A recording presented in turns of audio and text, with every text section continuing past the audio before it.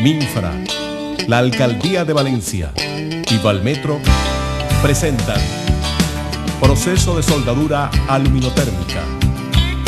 Si bien en la mayoría de los casos los rieles del Metro de Valencia han sido soldados mediante método eléctrico, en algunas ocasiones, como la que veremos en este video, fue usada la soldadura aluminotérmica. Este tipo de soldadura se caracteriza por utilizar un molde que envuelve el hueco dejado entre los extremos de los rieles y un caldero con una mezcla que, al ser encendida, suministra el acero necesario para llenar el espacio. En este caso en particular, la soldadura aluminotérmica será utilizada en el proceso de reemplazar una porción del riel dañado, retirando la parte mala y colocando la pieza nueva. En primer lugar, se mide la distancia entre rieles, a fin de garantizar la magnitud del espacio a rellenar, ya que la cantidad de soldadura, así como todos los accesorios, están calculados específicamente para llenar un determinado hueco de un determinado tipo de riel. Adicionalmente, se requiere garantizar la alineación de los rieles, para lo cual es necesario montar una mesa de ajuste que permite aplicar importantes esfuerzos mediante tornillos para obligar al riel a posicionarse adecuadamente. La alineación es comprobada rigurosamente con una regla metálica. Luego se procede al montaje de los accesorios, comenzando por el molde, el cual debe rodear al hueco, con la finalidad de conducir la colada al mismo y retenerla en él hasta el enfriamiento. El molde se compone de partes que son colocadas separadamente y pegadas mediante una pasta sellante refractaria. Adicionalmente, el molde es rodeado por un escudo metálico que le da resistencia a posibles esfuerzos. A su vez, es afianzado mediante un marco resistente. Se termina de sellar el conjunto a fin de evitar posibles fisuras que produzcan fugas de colada. Luego, se coloca un recipiente que recibirá la escoria.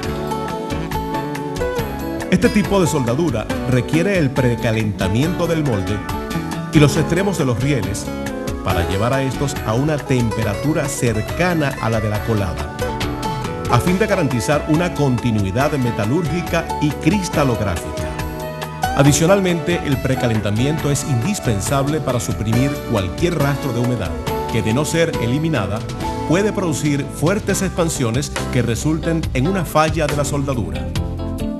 Se coloca en el caldero la porción de mezcla compuesta de óxido férrico y aluminio finamente dividido, más algunas porciones de carbono indispensables para la producción del acero. El caldero se coloca con precisión, de manera que un tapón fundente que tiene en el fondo coincida con la hendidura del molde, a fin de dirigir la colada y evitar que se derrame. La mezcla es encendida mediante un fósforo de alta temperatura. Al encenderse la mezcla, se produce la violenta reducción del óxido férrico por el aluminio, produciéndose por una parte una colada de acero, color gris en el gráfico y amarillo en la realidad, que se separa del óxido lumínico que constituye la escoria, color naranja tanto en la realidad como en el gráfico.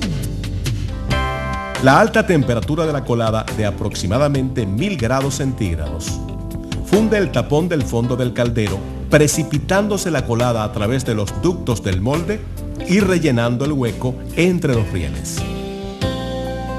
Por otra parte, se desvía la escoria hacia el recipiente. Al terminar este proceso, el recipiente y el caldero son retirados. Es necesario esperar un tiempo para que el descenso de temperatura permita manipular y retirar el resto de los accesorios. Cuando la colada presenta un aspecto sólido de color rojo cereza, se procede al desmontado del molde mediante su ruptura. Es necesario retirar el excedente mediante una máquina cortadora y la aplicación de golpes en los sobrantes del hongo y de los costados del riel. Liberado completamente el riel de todos los accesorios y sobrantes, se espera un descenso adicional de la temperatura, para empezar el proceso de pulitura, el cual requiere ser muy cuidadoso para evitar que se forme una hendidura que obligaría a rechazar la soldadura y realizar nuevamente el proceso. Cada tanto se realiza una verificación para acercarse a las tolerancias por el lado de la seguridad. Siguiendo el proceso de acuerdo a lo establecido por los fabricantes de la soldadura, se puede obtener una continuidad perfecta de la superficie de rodado y de la trocha.